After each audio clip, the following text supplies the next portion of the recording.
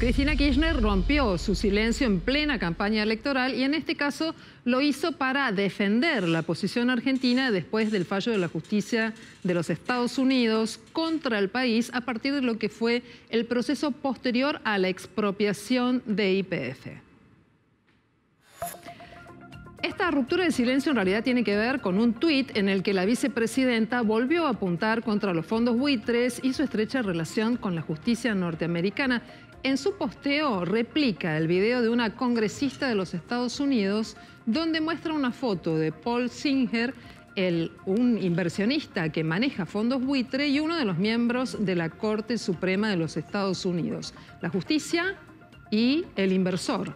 ¿Qué es lo que dice Cristina? Que no te mientan más. Es así como se logran en el Poder Judicial de Estados Unidos fallos a favor de fondos buitre y en contra de la Argentina. De esta manera, Cristina Fernández de Kirchner vuelve a fijar posición respecto de lo que ocurrió con la expropiación y posterior manejo de la indemnización, en este caso, más allá de Repsol, a los fondos buitre, las consecuencias y de alguna manera también defiende la posición del actual gobernador Axel Kicillof.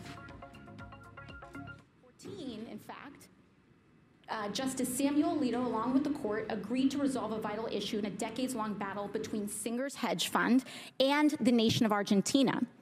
And do you know if Alito recused himself from this case? I believe he did not. He did not recuse himself from this case. And in fact, he used his seat on the Supreme Court after all of this to rule in Singer's favor. And following the decision, Mr. Singer's hedge fund was ultimately paid $2.4 billion because of this ruling. Bueno, allí la forma en la que la congresista se expresaba respecto de lo que luego recoge la vicepresidenta para reafirmarlo dentro de su lectura política. Pero, Leandro, ¿hay otras lecturas posibles? Sí, hoy se conoció que el fallo que condenó al Estado argentino a pagar más de 16.000 millones de dólares al fondo Burford quedó firme. Es decir, hoy la jueza de primera instancia de Nueva York, Loretta Preska, publicó la sentencia. De esa forma, el fallo para los tribunales de Estados Unidos queda firme. Argentina tendrá que pagar más de 16.000 millones de dólares. Todavía tiene una instancia de apelación. Puede apelarlo ante la Corte de Apelaciones y también ante la Corte Suprema. ¿Cuál es el tema? Que de lo que tiene que pagar Argentina, la mitad es por daño económico a los demandantes y la otra mitad es por intereses. Si Argentina decide apelar, corren más intereses a partir de hoy, a partir de la publicación del fallo. Corren al nivel del 5% anual. También corren, por supuesto, los honorarios del estudio de abogados que representa a la Argentina. Así que la decisión que tome Argentina de ahora en más hará que el fallo sea más cuantioso, que lo que tenga que pagar Argentina, si decide apelar, sea mucho más oneroso para el Estado Nacional. Hay que decir otra cosa. Dentro de los antecedentes de fallos de primera instancia en la justicia de Estados Unidos negativos, Argentina no ha podido revertir ninguno en las siguientes instancias. Esta semana tiene hasta este momento, viernes a la noche, todavía esperando un sesgo muy fuerte, inclinado hacia la economía. Estamos esperando el ingreso del presupuesto a la Cámara de Diputados. Se confirmó hace minutos nada más que el oficialismo tiene muy trabajado el quórum para tratar el próximo martes en sesión especial. De hecho, la ha convocado formalmente la eliminación del impuesto a las ganancias. Se van a movilizar la CGT, los sindicatos, tuvimos inflación, el precio de las canastas, el tema del IVA, el de ganancias y además esa cuestión que queda latente a propósito de qué va a pasar en la relación del Fondo Monetario Internacional y la Argentina. Muchos temas de economía que te los ha contado Leandro, los hemos pensado junto acá, así es que le agradezco especialmente esta noche a Martín Simonetta, que es economista, que esté con nosotros. ¿Por cuál de todos empezamos a tirar, ¿no? De todos los temas? Porque en realidad forman parte de un único escenario. Totalmente, ¿no? Y vemos a partir de las distintas temáticas que tienen que ver con la economía argentina, cómo la casa no está en orden para nada, realmente está todo muy desordenado por donde queramos que se mire, estamos también en el contexto electoral, con lo cual, digamos, el gobierno estaba, digamos, sin armas para poder vender, digamos, al votante para que lo vote. Se están apelando a medidas como lo que hemos visto por todos los medios, digamos, de eliminación de impuestos en algunos casos para las compras y demás, pero lo cierto es que Las expectativas inflacionarias para este año son cercanas al 170%. Para el año que viene, bastantes puntos más todavía. Y las consecuencias del descontrol fiscal y monetario de este año la verá el próximo gobierno, sea quien sea, ¿no? Y bueno, y el tema YPF cae en este contexto. Pensemos que son 16.000 millones de dólares lo que tendría que pagar la Argentina si pagara todo ya, que equivalen a más o menos un 30% de las exportaciones anuales del país.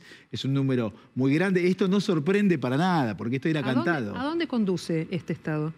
Bueno, aumenta la presión fiscal y los problemas sin resolver que tiene la Argentina, ¿no? Cuando se expropia una empresa, se sabe que a la corta o a la larga esto va a pasar, porque en el mundo civilizado se rige con reglas incuestionables. Vos si robás y te agarran, tenés que devolver la plata y pagar penalidades, ¿no? Y una expropiación es algo bastante parecido.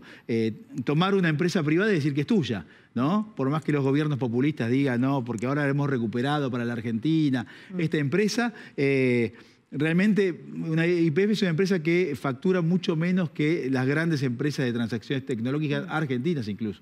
Tenemos este tipo de problemas en el escenario económico, pero tenemos otro, que es el de la inflación muy, muy alta con la perspectiva que vos estabas detallando, con los 2 dígitos instalados en agosto y con el fenómeno a septiembre también, y con la decisión del gobierno hoy que señaló el secretario de Política Económica, Gabriel Rubinstein, de comunicar semanalmente cuál es el índice. ¿Por qué crees que toman esta decisión? Y bueno, ¿qué pasa si de pronto el índice es cada vez más alto, no? Bueno, esta decisión se vende como que el objetivo es comunicar con mayor precisión la evolución de la inflación semana a semana, pero en realidad el objetivo mediático y de comunicación es decir, no sé, la inflación es 2.4%.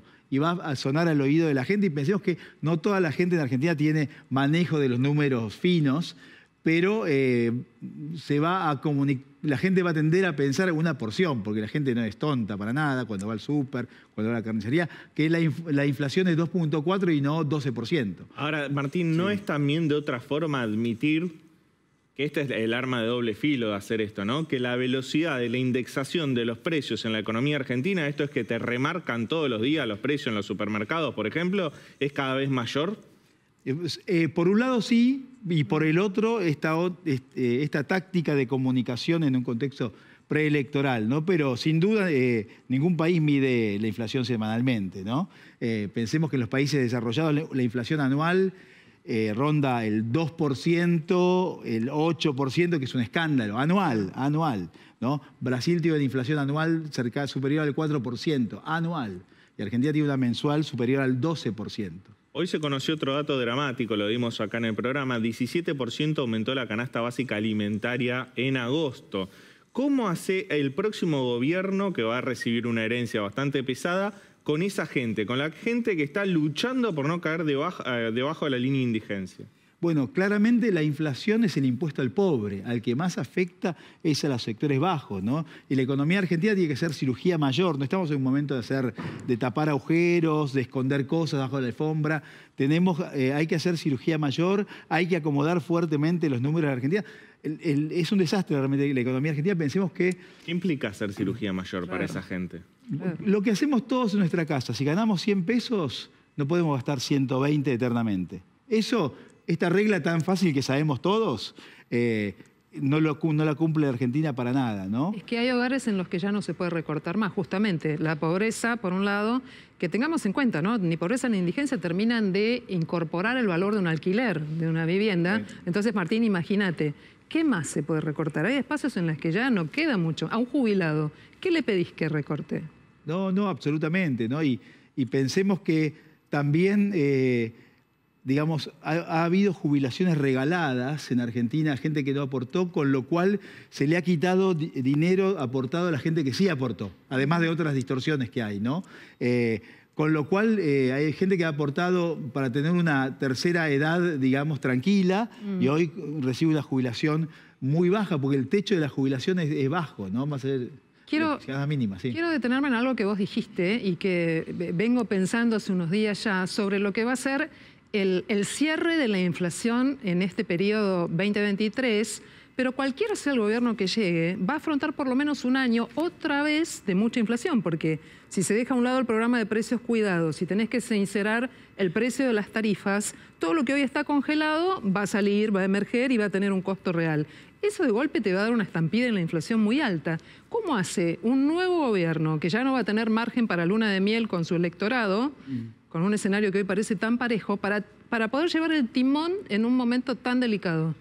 Bueno, un primer punto es el que vos decís que la inflación que hoy tenemos como alta en Argentina es una inflación pisada, porque tenemos un dólar oficial pisado, tarifas de servicios públicos también pisadas. Hemos sentido en algunos casos ya, por ejemplo, aumentos en AISA y demás, pero el resto, si uno compara contra el resto del mundo, lo que vale gas, electricidad, esto debería ser, desgraciadamente, ¿no?, varias veces lo que pagamos, y nos duele nuestro presupuesto terriblemente reducido. Y el gobierno que gane va a tener que resucitar al muerto, ¿no?, y pagar el costo político de la reforma económica, porque la reforma económica no es mágica, es como decir, bueno, en casa no alcanza la plata, bueno, vamos a tener que cortar esto, esto, esto y esto. Es feo, no, eso es realmente, pero lo va a tener que hacer el gobierno y aparte muy rápidamente, porque antes se hablaban de los primeros 3 meses de un gobierno como el momento para aplicar las medidas de shock,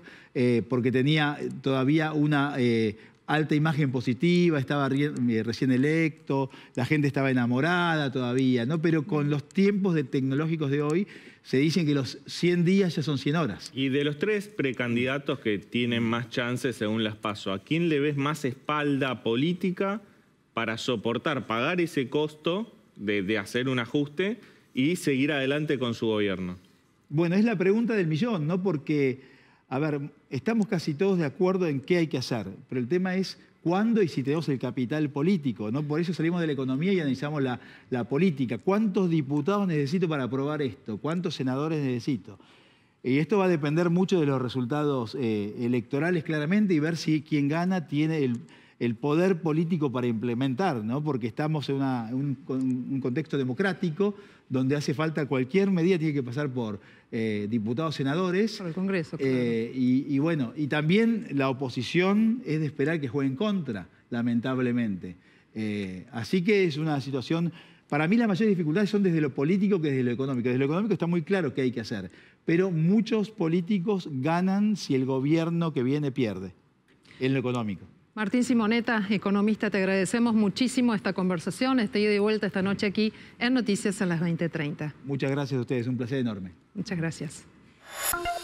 Continúan las condiciones climáticas adversas sobre España y un sistema de baja presión en altura estuvo dejando nuevas lluvias muy intensas, sobre todo en el centro y sudeste de ese país. Hubo complicaciones, inundaciones repentinas, las que les estoy mostrando sobre la capital, en Madrid, también en la zona del Valle del Guadalquivir y sobre Valencia. Todo ese sistema de mal tiempo estuvo dejando precipitaciones récord que, según la Agencia Estatal de Meteorología, estuvieron dejando valores de entre 80 y 120 milímetros en solo un día. Para el mes de septiembre son precipitaciones récord.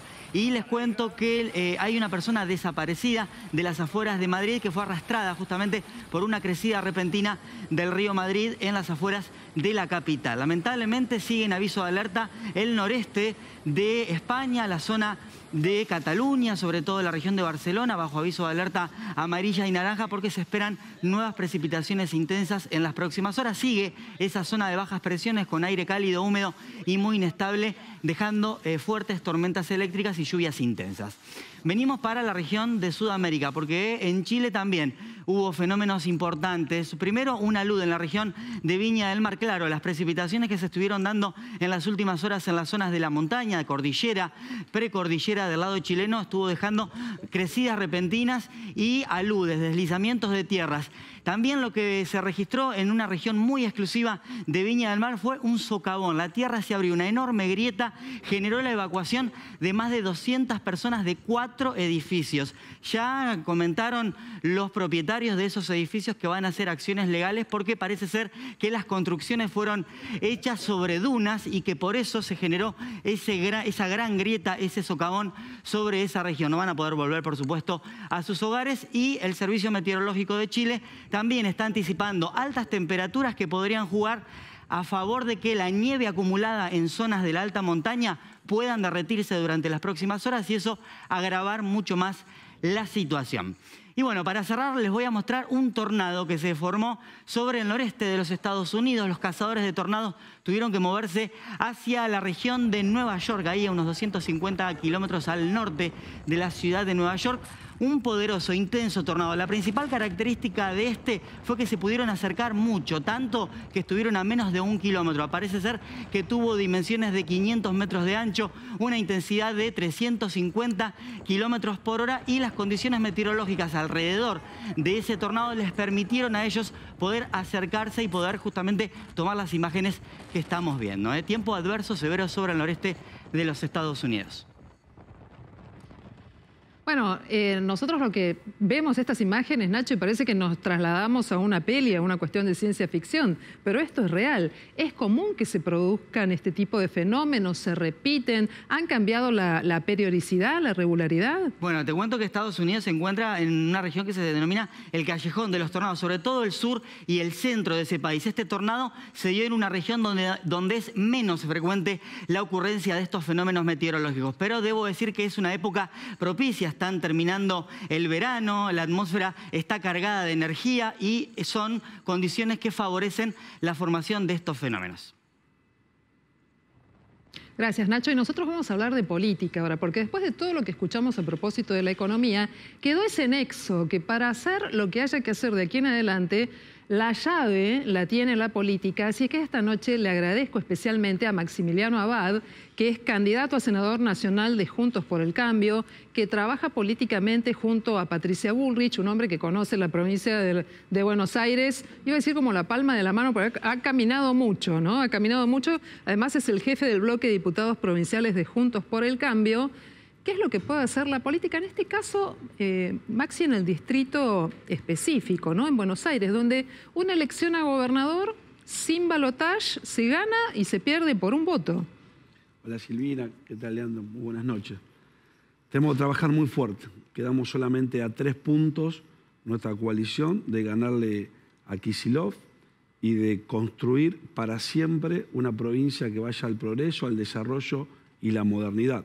Por eso estamos recorriendo muy fuerte la provincia de Buenos Aires, ciudades grandes, pueblos pequeños, transmitiendo mucha certidumbre en un momento en el cual la sociedad tiene mucha incertidumbre. Si hay una palabra que corta transversalmente hoy a los vecinos de la provincia de Buenos Aires es la incertidumbre acerca del futuro. Por eso vamos con propuestas, vamos con ideas y vamos a contarles cómo vamos a cambiar la provincia de Buenos Aires. Ahora, es muy interesante que vos digas esto porque hoy mismo vimos aquí en N2030 a Javier Milei recorriendo la Barría, arriba de una camioneta, con una motosierra encendida. La propia hermana de Milei le dice, tené cuidado porque cuando giraba con la motosierra estaba Carolina Píparo, la candidata a gobernadora.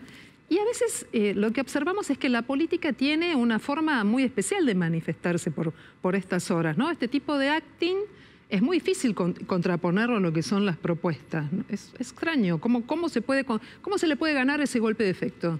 Bueno, claramente puede generar un golpe de efecto, puede generar alguna empatía de algún sector de la sociedad, pero la buena política, la sana política, tiene que contar a la sociedad cómo se van a construir los cambios.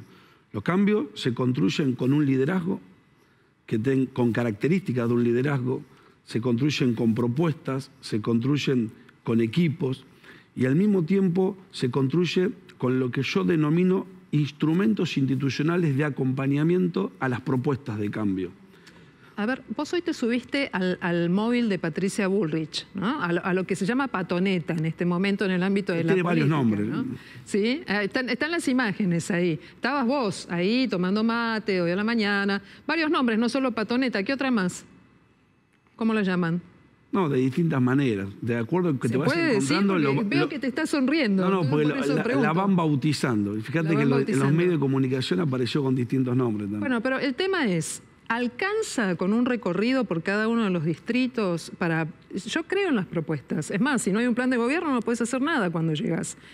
Pero la gente en su estado está para escuchar las propuestas o les demanda una cuestión urgente, un hagan algo ahora en la provincia de Buenos Aires? Lo que pasa es que las propuestas tienen que ver con la responsabilidad política. La propuesta es decir a la sociedad y a los vecinos de la provincia, o en este caso Patricia en la Argentina, cómo va a ir a construir ese futuro que nos está esperando y que hay que ir a abrazarlo. Yo no me canso de repetir que la provincia tiene que desburocratizarse porque eso genera muchas veces o legitima la ineficacia estatal. En la provincia hay que construir una revolución educativa porque es la herramienta más importante para el ascenso social y la igualdad de oportunidades. Que la provincia tiene que descentralizarse porque los vecinos necesitan tener Estado cerca y el Estado tiene que dar las respuestas al vecino, no como muchas veces tiene que hacer más de 400 o 1000 kilómetros para resolver sus trámites y sus problemas, que tenemos que tener un plan integral de seguridad y contar sobre qué se trata. Ahora, yo sinceramente creo que Patricia está muy bien lo que está haciendo, porque Patricia está recorriendo el país, construyendo los hitos, ¿no es cierto?, sobre los cuales ella trabajó. Porque Patricia, si algo tiene, es historia en defensa de la sociedad argentina y de muchos sectores de la sociedad. Cuando el periodismo fue perseguido, Patricia Bullrich levantó la voz. Cuando el campo fue atacado, Patricia Bullrich estuvo junto al campo. Cuando en plena cuarentena querían encerrarnos, ella levantó la voz pidiendo que se abran las escuelas, que haya libertad, etcétera, etcétera. Entonces, se trabajó mucho para producir un cambio. Hay que terminar la obra. Ahora, la obra es llegar al gobierno y producir las transformaciones estructurales que necesita nuestro país. Maxi, ¿qué pasa cuando un correligionario, un dirigente del radicalismo, Alfonsín, además de nombre, ¿no?, recordando lo que fue Raúl Alfonsín, por un lado, tiene hoy un hijo, Ricardo, que es el embajador argentino en España, y envió un video desde España que me gustaría que compartiéramos con Leandro, que compartiéramos todos, invitando a votar por esta alternativa. Vamos a verlo y después me das tu respuesta, ¿de acuerdo? Perfecto. Vamos. Todos sabemos que lo que Juntos para el Cambio representa ideológica o socialmente nada tiene que ver con la razón de ser de la Unión Cívica Radical. Más bien representa lo contrario. Por eso digo siempre que solo nominalmente está el partido en Juntos por el Cambio. No están sus ideas. Aunque lo nieguen, es así, lamentablemente.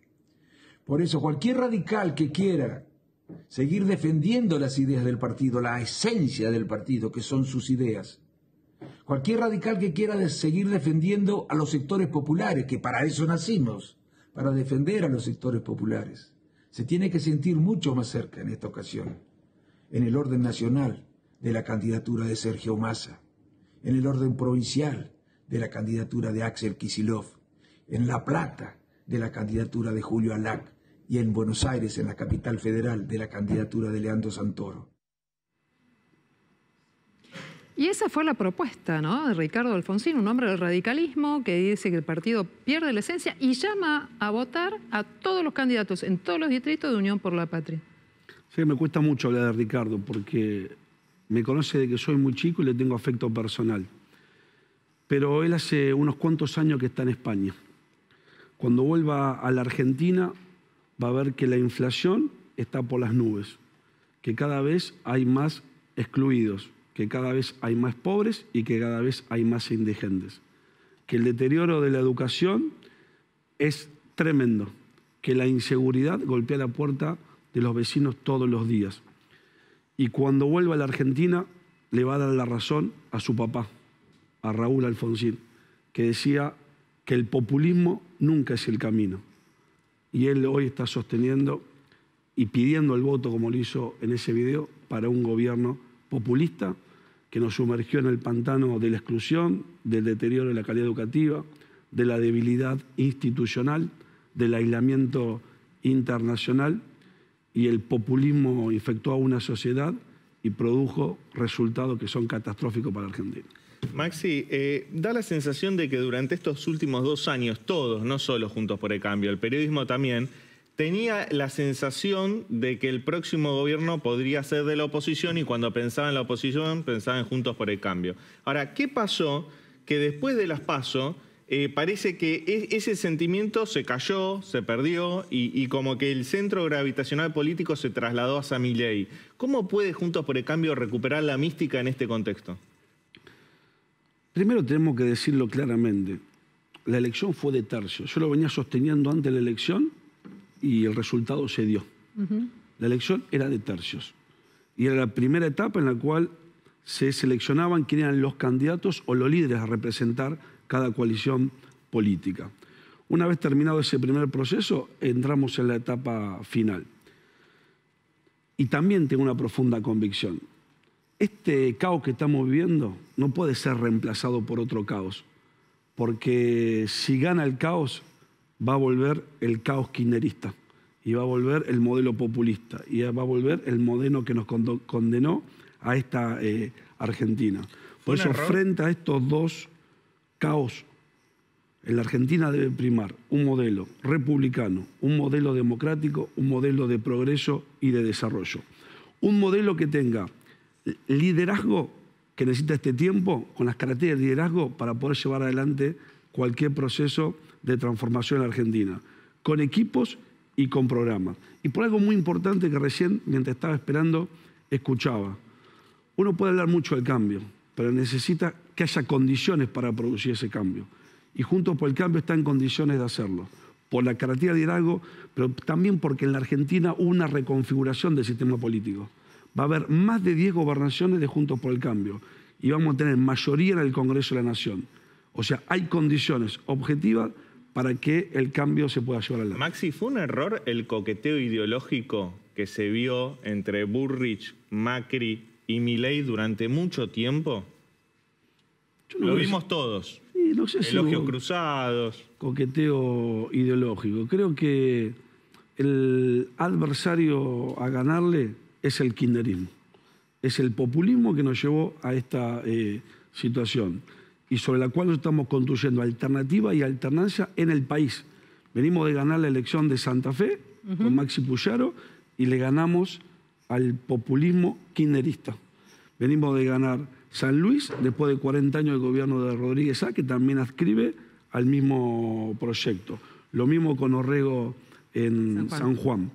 Vamos a ganar la capital federal, vamos a ganar la provincia de Buenos Aires, vamos a generar condiciones objetivas para que el cambio se pueda producir en la Argentina. Maxi. Durante mucho tiempo, sí. Discúlpame, No, por favor. obviamente yo sé que vos tenés que decir que van a ganar en la provincia de Buenos Aires, pero hoy faltan algunas cosas para ganar en la provincia de Buenos Aires. La estrategia es llevar a los candidatos nacionales a la provincia para poder avanzar contra la candidatura de Massa y Kicillof, que ahora están casi a la par en intención de voto.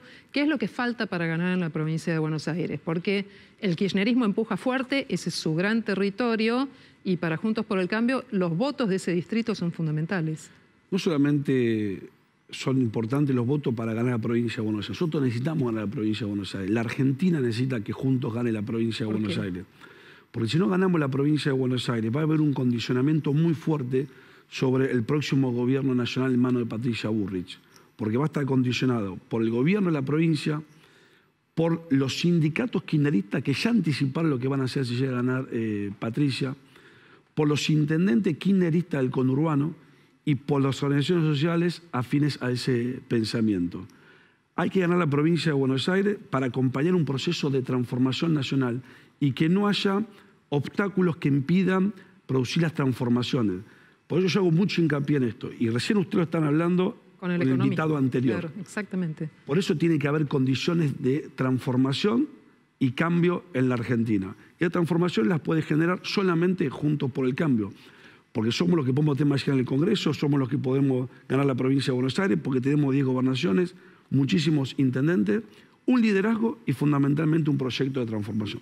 Muy bien, me quedé pensando muy breve en algo que dijo Emilio Monzó, un hombre del peronismo, pero dentro de Juntos por el Cambio, que dijo que si la elección no la gana Juntos y la ganara Milei, puede romperse esta alianza. ¿Vos coincidís en esto o crees que fue una cuestión para también apuntar a una campaña de miedo?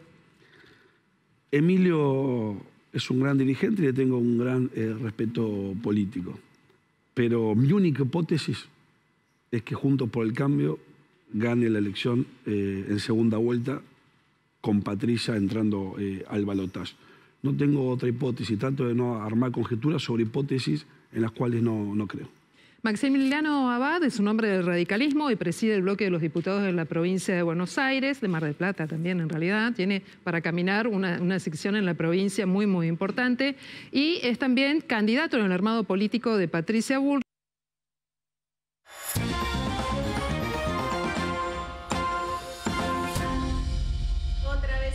De los Rolling Stones, porque claro, siguen en esta campaña impresionante de marketing en la que hasta que no se lance el disco ellos van a seguir lanzando cositas a cuentagotas y así nos tienen, esperando la información. Bueno, ahora fueron 12 canciones las que anunciaron, porque ya habíamos conocido Angry y ahora anunciaron el listado de temas y finalmente, después de tanta especulación, se sabe que Lady Gaga va a estar colaborando, Stevie Wonder en Sweet Sounds of Heaven. Después va a estar Paul McCartney también en un tema que se llama Bite My Head Off.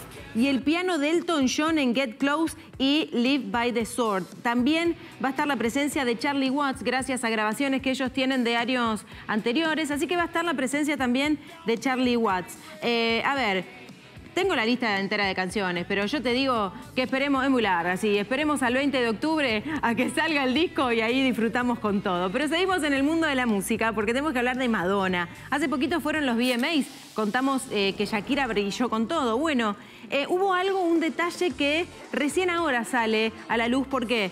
Porque se están cumpliendo 125 años de la marca de gaseosas Pepsi y empezó como a revivir esos comerciales míticos de los años 90. Esos comerciales que los tenían como protagonistas artistas como, no sé, Tina Turner, Ray Charles, Madonna, Britney. ¿Se acuerdan de esos comerciales, no? Que rompían absolutamente todo. Bueno, en el año 1986 la tuvo como protagonista a Madonna con la canción esta que estamos escuchando. De hecho, este es el comercial, el que estamos viendo, con Like a Prayer. Esta fue una canción que fue muy criticada por grupos religiosos porque Like a Prayer tiene mucho contenido de vandalismo hacia objetos religiosos. Entonces, allí en los Estados Unidos, cuando Pepsi le paga 5 millones a Madonna para sentarse en un sillón y ver algunos fragmentos de su videoclip, dijeron, ¿sabes qué? No vamos a levantar, no vamos a mover el avispero, 5 millones le pagamos a Madonna, pero lo vamos a meter abajo del cajón. Bueno, ahora después de más de 30 años vio la luz este comercial de Pepsi en los VMAs.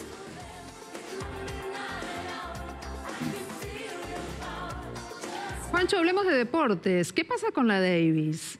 Ya tenemos designados y alistados a los tenistas argentinos que van a representarnos en la Copa Davis ante Lituania. Así como el boxeo argentino cumple 100 años, el equipo argentino de Copa Davis también lo hace en su participación en esta competencia. El día 1 será el sábado 16 de septiembre. Francisco Cerúndolo jugará el primer partido desde las 12 ante Gaubas.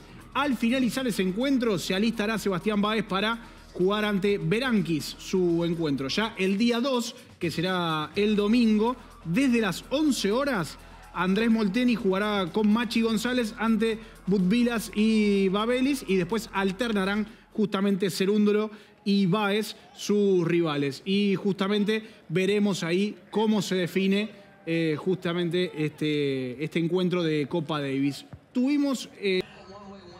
Y ahora ya llegamos a esta hora del viernes. Queremos saber cómo vamos a cerrar la noche y además qué pasará durante el fin de semana. Nacho, contanos. Una noche bien primaveral. A esta hora 21 grados marca el termómetro sobre la ciudad de Buenos Aires. El viento norte a 13 kilómetros por hora. La humedad relativa 47%. La presión está muy baja, 1001,6 hectopascales. Para lo que resta de la noche, condiciones ventosas pero bastante cálidas, con 20 grados en promedio y cielo parcialmente nublado.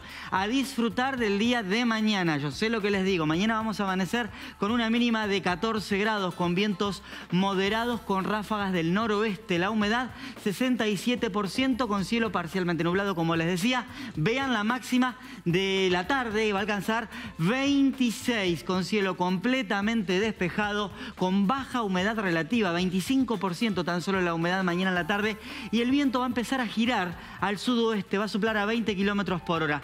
Y en la noche, 20 grados va a ser la temperatura con cielo otra vez parcialmente nublado. El viento va a rotar otra vez al sudeste, es decir que va a girar bastante mañana la dirección del viento. Y claro, ese viento del sudeste es la antesala de la inestabilidad que se viene para el día domingo. Si bien van a continuar las condiciones templadas, no se esperan condiciones frías, 14 la mínima, el cielo cubierto, lluvias intermitentes, mejoras temporarias, la máxima 21 grados. Ya les adelanto, la semana que viene fresca con humedad, viento del este.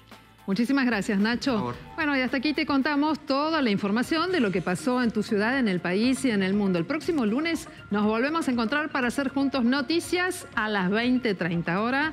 Chau y buen fin de semana.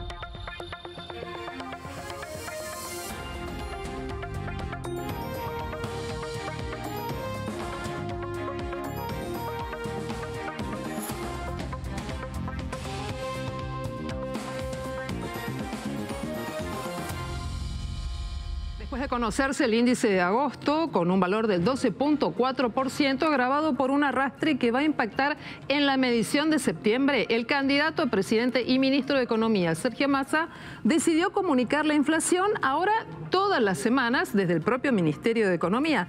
El INDEC la va a comunicar en septiembre, el dato de septiembre, el próximo 12 de octubre, exactamente 10 días antes de las elecciones presidenciales. De esta manera, lo que se busca es amortiguar el impacto de la noticia y de esta forma también la inflación se convierte en un factor decisivo en la campaña y en la elección presidencial. Hola, buenas noches. Estas son las noticias a las 20:30. La justicia de los Estados Unidos dejó firme la sentencia que obliga al Estado argentino a pagarle a un estudio de abogados por la incorrecta expropiación de YPF. La suma quedó fijada en $16.000 millones. La decisión la tomó la jueza neoyorquina Loretta Preska, pero el Estado adelantó que volverá a apelar la decisión. La canasta básica total que mide la línea de pobreza aumentó 14,3% en agosto. Una familia de 4 integrantes necesitó ganar 284.000 pesos para no ser pobre. En tanto, la canasta básica alimentaria que mide la indigencia tuvo una suba aún mayor, 17%, y se necesitaron 130.590 pesos para no caer en la indigencia. Patricia Bullrich comenzó su gira en Motorhome en el marco de su campaña política para las elecciones del 22 de octubre. El punto de partida fue la localidad bonaerense del Palomar y en unos minutos se va a presentar en la sociedad rural de Olavarría. 2 ladrones se hicieron pasar por gasistas para robar un edificio. El portero de un edificio quedó maniatado en el sótano, pero pudo escapar y evitar el robo. Los culpables se fugaron. Estaba asustado, todo desesperado, pidiendo ayuda porque estaba en su edificio. Aparte lo habían atado a él, estaba asustado. A los 91 años murió el reconocido artista Fernando Botero. La noticia fue confirmada por sus familiares y confirmaron que el deceso fue en su casa, en el Principado de Mónaco, debido a afecciones respiratorias que padecía hacía una semana. Medellín, su ciudad natal, decretó 7 días de luto. Debutó el más grande de los hijos de Lionel Messi. Sí, Thiago ya tuvo sus primeros minutos con la camiseta del Inter Miami, en este caso con la parte sub-12 del equipo de las Garzas. Le fue muy pero muy bien, tuvo resultado positivo y además de todo, parece que está en una ubicación totalmente distinta a la de su papá, al menos dentro de la cancha.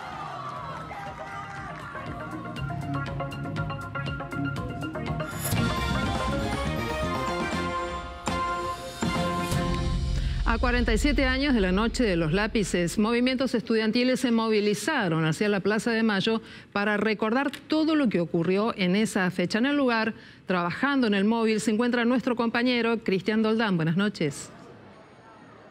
Silvina, sí, nos encontramos en Avenida de Mayo, cerca, sí, a media cuadra de la Plaza de Mayo. Acá se está realizando esta manifestación juvenil de estudiantes que estuvieron marchando desde las 5 de la tarde, el 9 de julio y Avenida de Mayo, marchando acá, generando algunas complicaciones en el tránsito, pero bueno, queríamos saber un poco de qué se trata. Estamos con una de las coordinadoras de esta organización. Contame cómo te llamás y bueno, por qué se juntan hoy.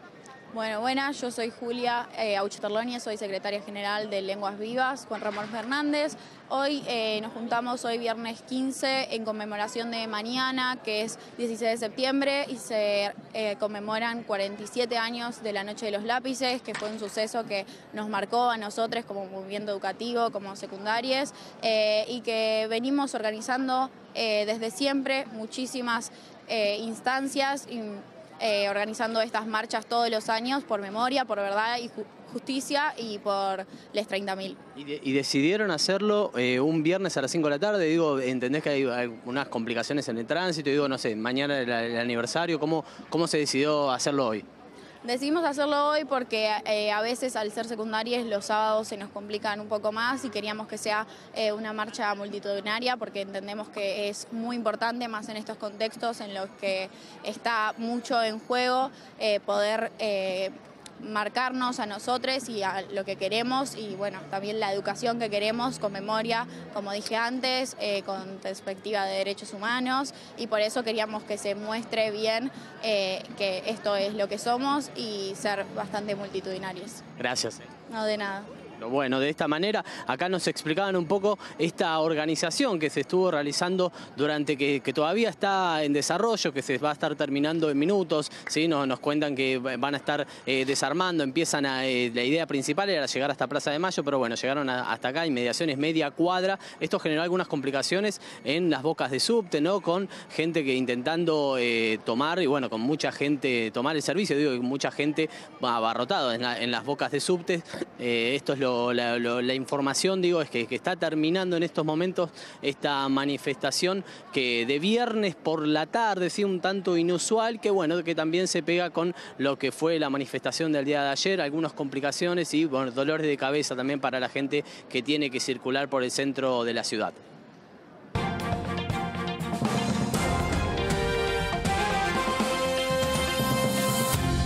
El gobierno hizo hoy un anuncio de política económica que puede ser un arma de doble filo. ¿Qué anunció? El secretario de Política Económica, Gabriel Rubinstein, número 2 de Massa, anunció que el Ministerio de Economía, el Palacio de Hacienda, divulgará semana a semana un índice de inflación independiente del INDEC, un índice que el Ministerio de Economía ya estaba haciendo, pero no daba a conocer. Ahora lo hará público. ¿En qué consiste este índice? Este índice es un índice que ellos elaboran, que miden y que semana a semana refleja la evolución de los precios en la economía argentina. ¿Cuál es el índice la última semana que relevó el Ministerio de Economía? Lo estamos viendo los datos en pantalla. Es la semana que va del 4 al 10 de septiembre, que muestra, lo ves a la derecha de la pantalla, la última barra azul, una evolución, una suba de precios del 2,1%. Con respecto a la semana previa es una desaceleración, vemos 2,5%, y vemos la semana de la devaluación, la semana posterior a las PASO, es la barra más alta, la cuarta cortando desde la derecha, que da un aumento del 4,8%. ¿Qué te quiere mostrar el gobierno con este gráfico? Lo que te quiere mostrar el gobierno es que la inflación semana a semana se está desacelerando luego del salto, el sacudón que vivimos después de las PASO y la devaluación del tipo de cambio oficial del 22%. Ahora, ¿por qué publicar este dato es un arma de doble filo? Porque si bien ahora se está desacelerando, esta tendencia en cualquier momento puede cambiar. Recordemos que las consultoras hablan de una inflación en septiembre también cercana al 12%, como la de agosto.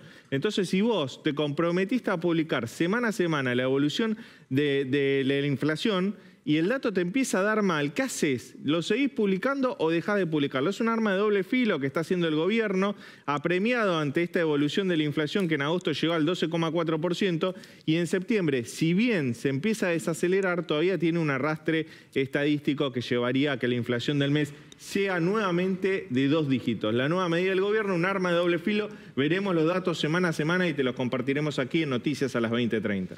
Leandro, naturalmente nosotros observamos qué es lo que pasa con los precios, con la inflación, pero hoy el INDEC dio a conocer 2 datos que son muy duros porque tienen que ver con la definición de cuánto cuesta una canasta básica total y cuánto una alimentaria. La verdad es que vinieron con subas muy fuertes, teniendo en cuenta el impacto que esto genera nada más ni nada menos que para medir la indigencia y la pobreza, un tema del que anoche ya estábamos dando una primera lectura, ¿no? Sí, los datos son muy preocupantes, son dramáticos, te lo compartimos, lo vemos en pantalla, son datos que revelan que aumentó más la canasta básica alimentaria que la inflación general.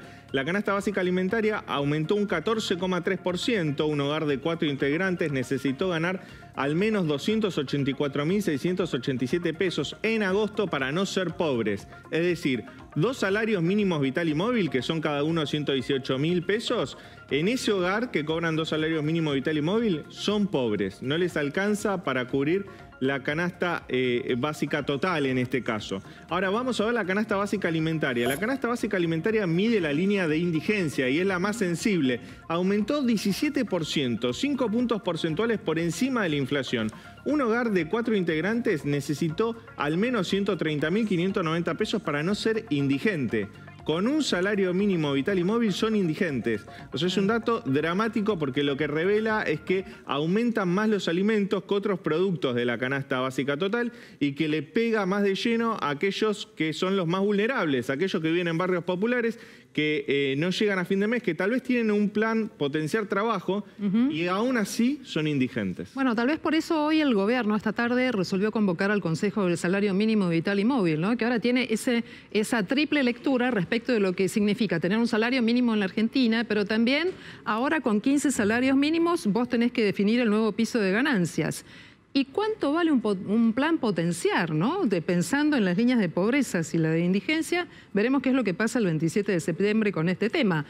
¿Alguien se podrá alegrar con el tema de los sorteos que se conocieron también en la declaración política? Vos sabés que están vinculados los temas, porque claro.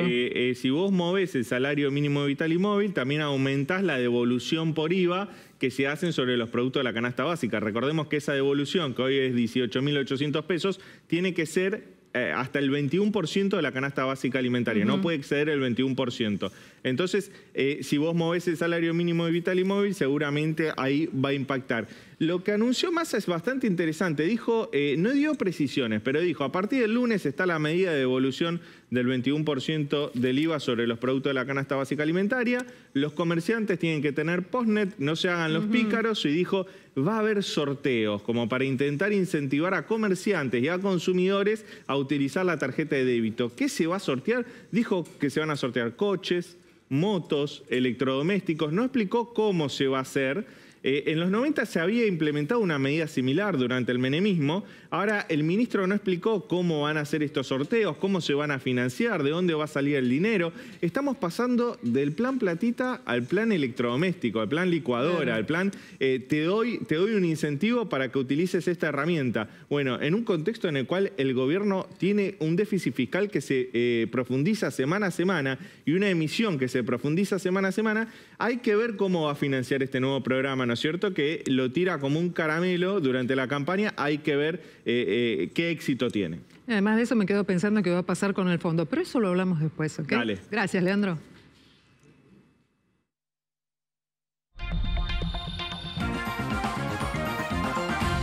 El jefe de gabinete, Agustín Rossi, restó importancia a la inflación récord de agosto en una entrevista en la que también resaltó las medidas con el IVA y con el impuesto a las ganancias. Agustín Rossi es candidato a vicepresidente de Unión por la Patria. Afirmó que estas medidas de cara a las elecciones de octubre le van a asegurar al gobierno un lugar claro en el balotaje. Me parece que, sin ninguna duda,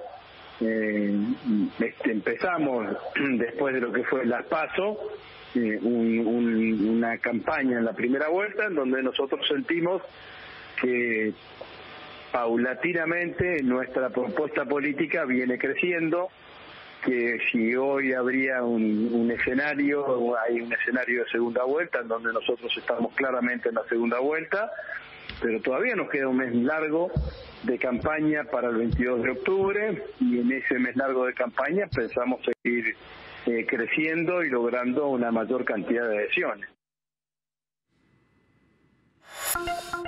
Y Patricia Bullrich empezó su gira en un motorhome al que bautizó como La Patoneta. Esto en el marco de la campaña electoral para las elecciones presidenciales del 22 de octubre. ¿Cuál fue el punto de partida de este viaje? Bueno, fue el viejo espacio de El Palomar, allí donde teníamos un aeropuerto. Hubo allí una promesa de campaña, obviamente. Luego de esto comenzó a transitar, pasó por Bolívar, se va a presentar en el predio de la Sociedad Rural de Olavarría y mañana va a seguir en el Paseo de la Mujer, pero de Bahía Blanca. ¿Qué va a pasar el lunes? El encuentro con la militancia y con los vecinos va a ser en la Peatonal de Resistencia y en el Club San Martín de Corrientes.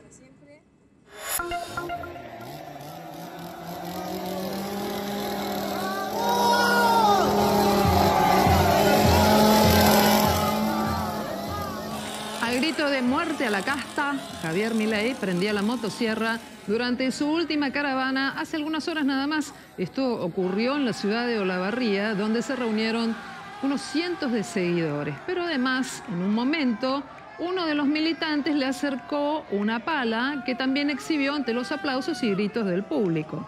También se escucharon consignas como "que se vayan todos".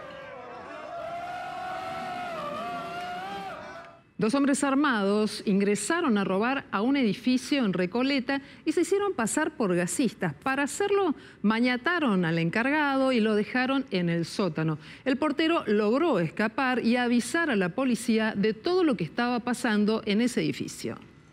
Dos hombres se hicieron pasar por gasistas para ingresar a robar a un edificio de Pueyrredón al 1700 en Recoleta. Para lograr su cometido, maniataron al portero. Estábamos trabajando y de repente apareció Víctor, que es el encargado del edificio.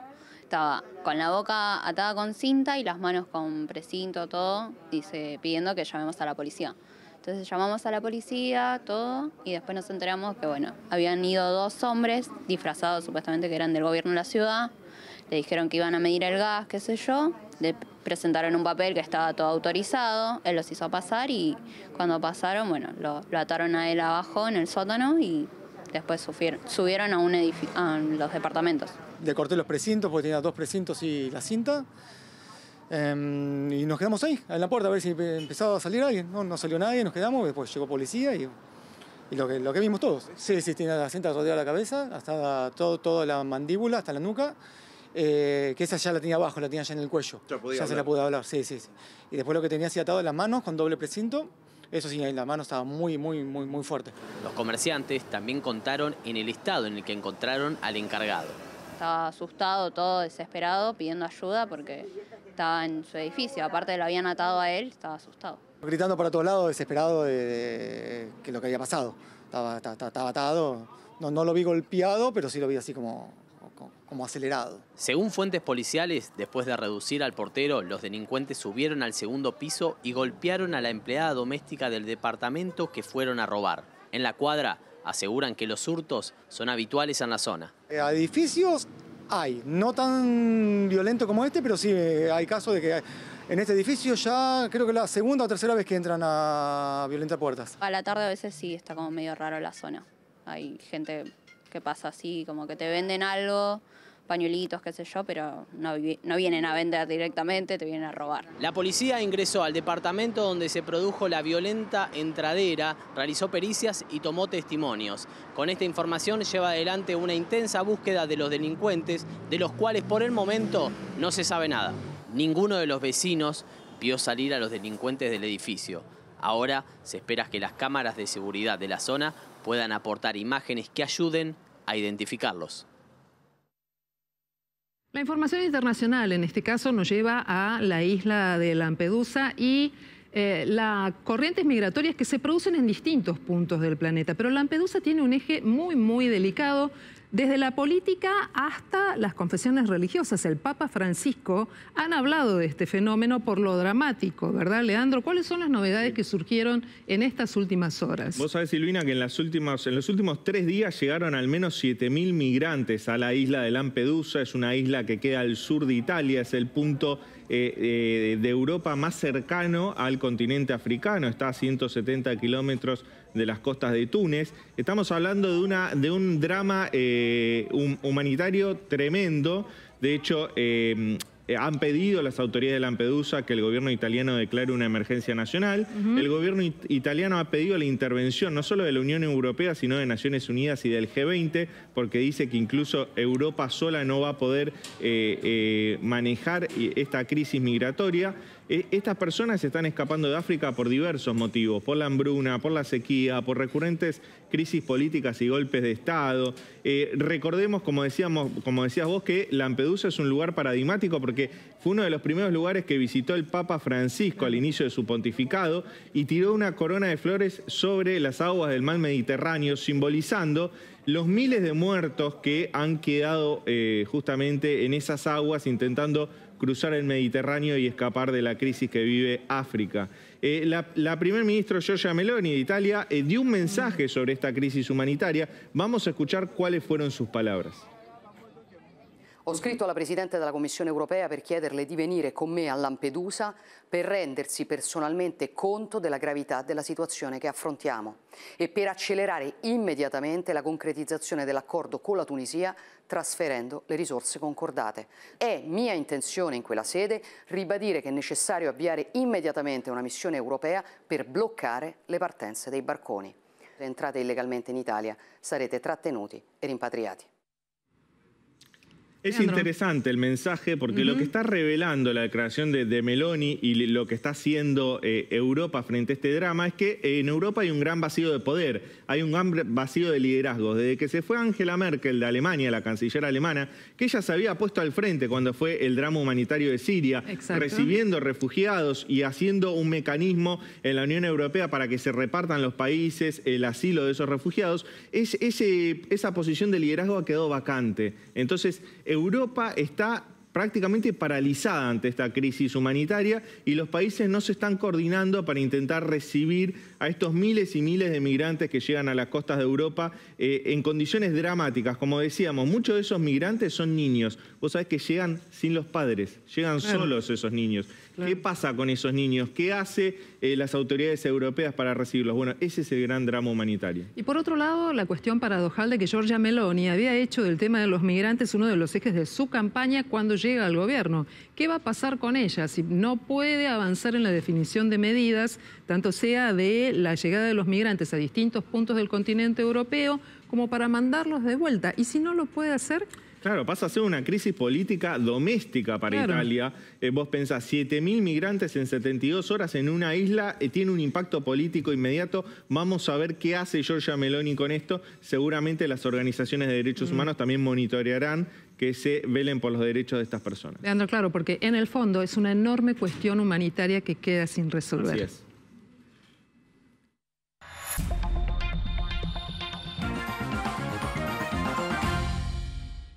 Miren esto, un conductor circulaba por la avenida Belgrano en pleno centro de la ciudad cuando observó un hombre que iba colgado de la parte de atrás de un colectivo de la línea 55.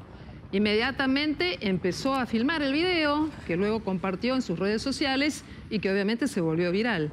Y ahí podía verse la peligrosa maniobra del pasajero. Algunos dicen que es ingenioso, otros que no tiene conciencia del límite del peligro. Es que iba agarrado de la tapa del motor del colectivo mientras apoyaba los pies sobre un paragolpes de plástico. Agentes de la Policía Municipal de Lanús detuvieron a un joven de 19 años acusado de dispararle a quemarropa a un hombre de 37 para robarle el celular frente a su casa en Remedios de Escalada. Los investigadores pudieron seguirle el rastro después de que descubrieron que quiso vender el teléfono de la víctima a través de un posteo en Facebook. Una alumna de la escuela media número 5 de Espeleta, en Quilmes, apuntó con un arma a un profesor mientras el profesor estaba de espaldas dando una explicación a otro chico, a otro compañero, y además le gatilló 3 veces. Todo quedó filmado por uno de los compañeros y el video de lo que pasó allí en clase también fue compartido en las redes y despertó temor, inquietud, miedo entre los padres del resto de los estudiantes que se acercaron hasta la institución pidiendo respuestas. Panorama muy complicado sobre la provincia de Córdoba. Volvieron a reactivarse 3 focos de incendio en Tras las Sierras y el panorama es muy complicado. Condiciones extremadamente secas. Hoy a la tarde las temperaturas estuvieron alcanzando los 33, 35 y hasta 36 grados. Además, se combinaban las intensas ráfagas de viento del sector norte de hasta 70 kilómetros por hora. El principal foco de incendio que se salió de control se registró entre las localidades de Las Tapias y Villa de las Rosas. Esto es Tras las Sierras, y la ruta 14 que une esas localidades se permanece cerrada debido a las llamas, a los focos de incendio. Las llamas se encontraban hasta 1000 metros de las localidades y eso puso en riesgo la ciudad de Las Rosas. Bueno, el panorama poco alentador para los próximos días porque no se esperan precipitaciones en la región. Hoy a la tarde estuvieron trabajando 6 dotaciones de bomberos de la provincia de Córdoba.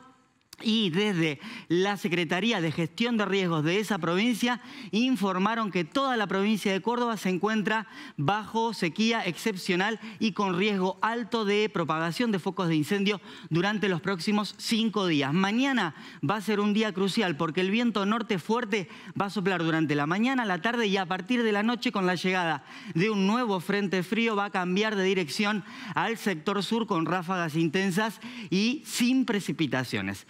En tanto que a nivel nacional, les cuento, se estuvieron registrando nevadas intensas y lluvias sobre la región cordillerana. El aire frío va a llegar a la región del Río de la Plata a partir del próximo domingo. Claro, mañana todavía en la ciudad de Buenos Aires con condiciones primaverales, con una máxima que va a estar superando no solo en Capital Federal, sino en gran parte del centro del país los 25 grados y a partir del domingo el viento va a rotar al sudeste y el cielo se va a cubrir con algunas lluvias débiles y aisladas.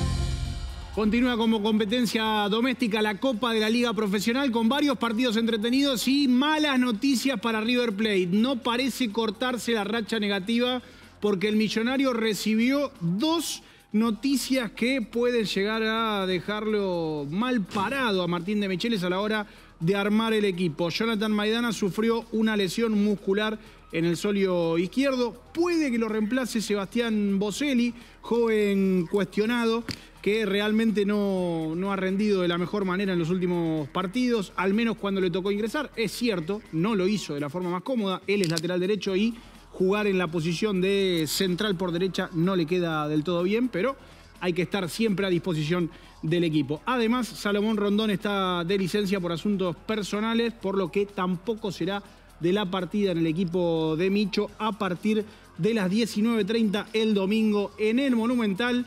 Habrá que recibir Arsenal, así que será la dura parada que tendrá este domingo que soportar el conjunto riverplatense por el campeonato local. El que estuvo muy pero muy bien fue Thiago Messi, el hijo más grande de Lionel Andrés, que hizo su debut en el equipo sub-12 del Inter Miami y realmente no solo se divirtió, sino que también obtuvo un muy buen resultado. Ganó 2-1 el conjunto infantil a su par del Weston.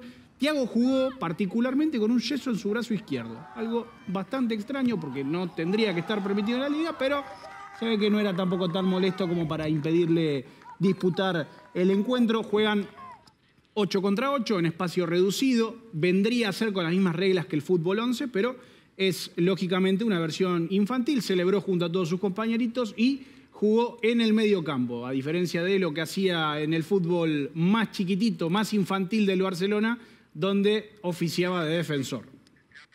Bueno, Juancho, anoche estuviste en una fiesta muy especial que tiene que ver con la celebración de los 100 años del boxeo en la Argentina. Contanos qué pasó ahí.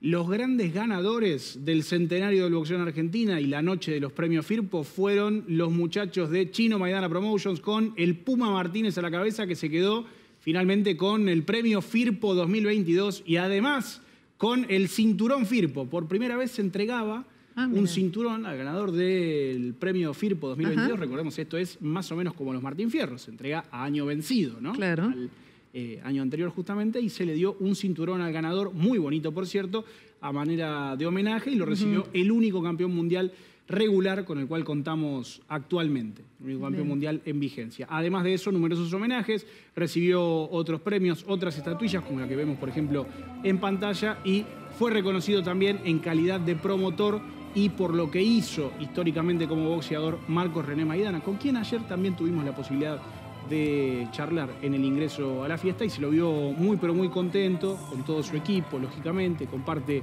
de su familia y de las personas con quienes está a diario metido en su trabajo.